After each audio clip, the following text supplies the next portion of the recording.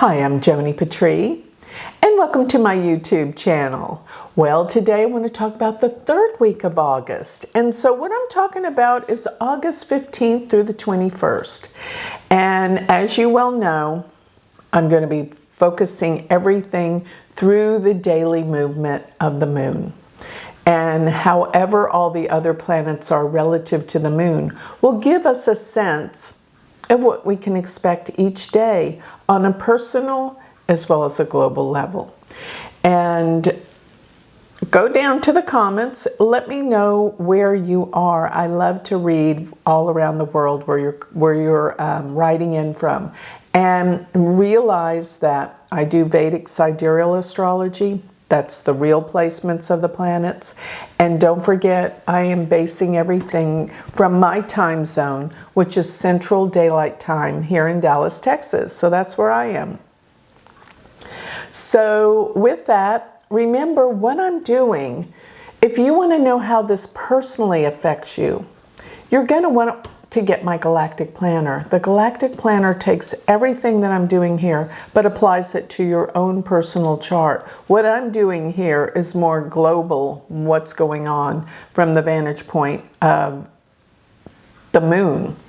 But the planner takes your birth data and it is very personalized. Go to galacticplanner.com, try it out. I'm telling you, you're gonna love it. It gives you predictions daily according to your chart. And if you want my newsletter, it's completely free, gives you all my predictions written. Go to galacticcenter.org, sign up for my free newsletter, as well as check out my Patreon page. This is where you can become part of a spiritual community. We're like family. Come join our family, check it out. And don't forget, last but not least, if you want to learn astrology and become my student, go to universityofvedicastrology.com. All right, let's get going. We've got lots to talk about. So I am looking at August 15th. This is a Friday. And with this day, we have got the moon in Aries the entire day. It is in the nakshatra called Bharani.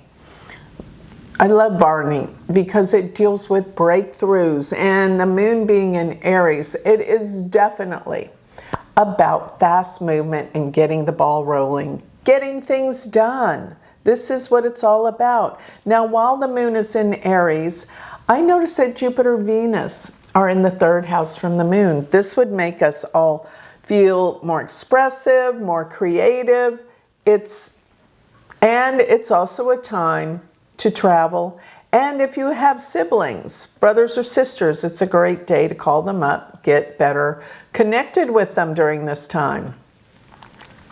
Now the Sun and Mercury are in the fourth house, so you're going to want to have more connections with family, with home, feeling connected. And another thing is Mars does go to the sixth house in Virgo. Take care of your health today. Remember, I've been saying this is a month that we all must be building our immune system because there's some funny things out there going on. So that's what I'll say. Now let's move it up. Now I'm looking at August 16th. This is a Saturday.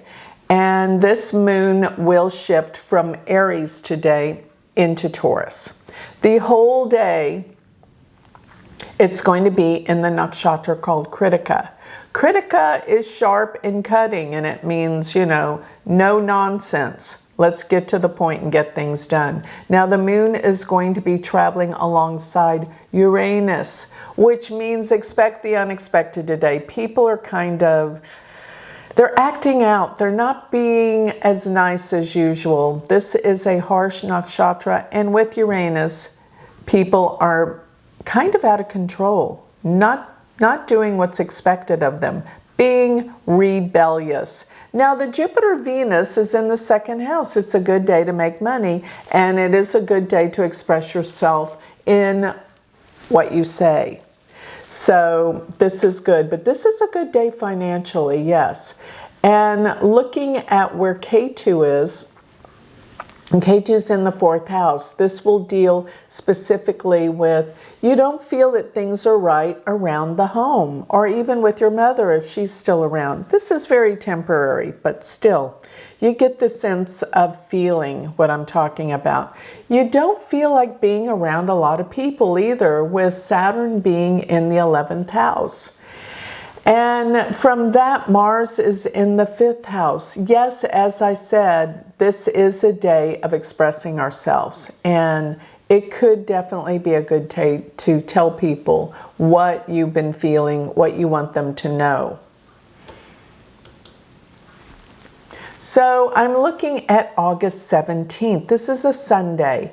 And the moon is still in Taurus, which actually, I love the moon in Taurus. It's very sensual, very sensitive. The moon is in the nakshatra Rohini, which the moon is exalted in Taurus. In other words, that means its best position in Taurus. But its favorite nakshatra is Rohini.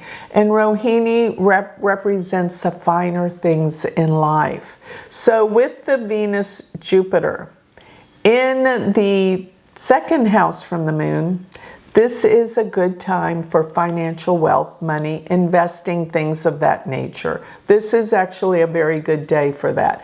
And I notice that both Venus and particularly Jupiter have shifted into the nakshatra Purnavasu. They had been in Ardra for a while. Now I notice they're in Purnavasu. This means return of the light. Together, this makes things better. It does make things better, although we're not out of the water yet till we get out of this month. We have a lot going on, especially with Mars opposing Saturn, Neptune. It's tough. There's a lot going on, but Rohini will make things a little better, and we've gotten Jupiter, Venus out of the rough nakshatra Ardra into Purnavasu. Things will begin to get better. I'm looking at August 18th. This is a Monday, and this is the day that the moon will go into Gemini. Now, this is where Venus, Jupiter are. So over the course of the next few days, this is a very positive day. And you'll be feeling optimistic. The moon is in the nakshatra called Mrigashira. Mrigashira is the searching nakshatra, which means you feel a sense of urgency to find and search for things. And I'll tell you something else that's funny about this nakshatra. It can deal with collecting things and shopping. So this is a great day to go shopping for things. You will be very successful, find what you want, beautiful things, because the moon is together with Jupiter and Venus, actually for the next 3 days almost. And this is excellent. So Mars does go to the 4th house, and this can mean you need to be careful with vehicles, your car. There could be some things you need to check on. Nothing serious though. But with Saturn, Neptune in the 10th house, you're really tired of your job. You just want a change. And it's not that you're going to lose a job or anything, but you're just at this point, you don't feel the sense of purpose right now. Very temporary, but you're feeling it. And as I'm looking at, actually it was yesterday that the sun came into Leo. Now we have the sun in Leo, which can deal with issues around leadership and good leadership around the world. Things are going to step up. Things are going to change in this point and in this area.